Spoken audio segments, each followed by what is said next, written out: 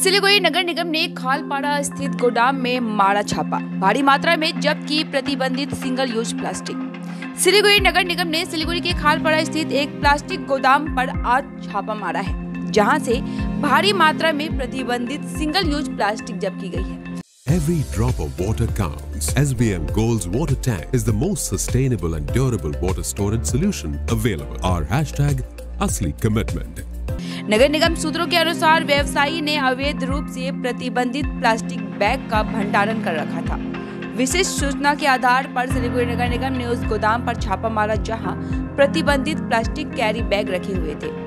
बुधवार की सुबह गुप्त सूचना के आधार पर सिलीगुड़ी नगर निगम के पर्यावरण विभाग के कर्मचारियों ने सिलीगुड़ी थाना के खालपाड़ा चौकी के पुलिस कर्मियों के साथ मिलकर सिलीगुड़ी के खालपाड़ा इलाके में स्थित गोदाम पर छापा मारा।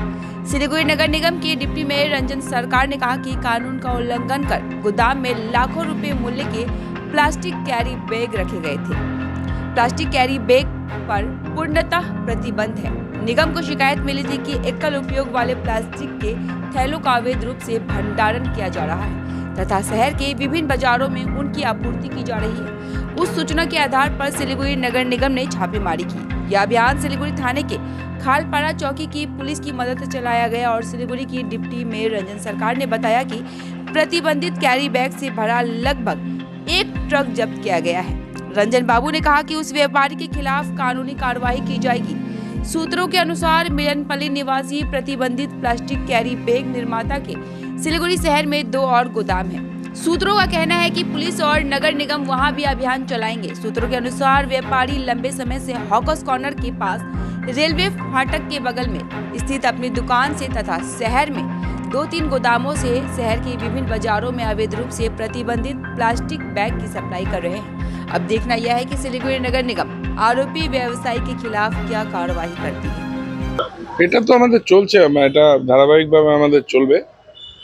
ক্যারি ব্যাগের বিরুদ্ধে, সিঙ্গেল ইউজ প্লাস্টিকের বিরুদ্ধে, এবং আমরা ইতিমধ্যেই বলেছি যে যেখানে খোলা জায়গায় মাংস কাটা হয় সেটাকেও কভার করতে আমরা বলেছি বিভিন্ন বাজার কমিটিকে। আমরা দেখছি সেটাও হচ্ছে না ঠিকঠাকভাবে। এবার থেকে সেটাও আমরা অ্যাকশন নিতে শুরু করব। প্লাস্টিকটা এত পরিমাণে প্লাস্টিক মজুত করে রাখে, খবর এলে পরে আমরা নিয়ে আসি, কিন্তু এটা কোনো স্বাস্থ্যকর বিষয় না। এই চোর পুলিশের খেলাটা বিষয় না। ব্যাপারটা আমরা চাইছি যে মানুষ একটু সকলে বেরিয়ে এসে এটার বিরুদ্ধে প্রতিবাদ করুক। প্লাস্টিক, সিঙ্গেল ইউজ প্লাস্টিক, বিশেষ করে ইউজ অ্যান্ড থ্রো সেটা অত্যন্ত সমাজের পক্ষে ক্ষতিকারক।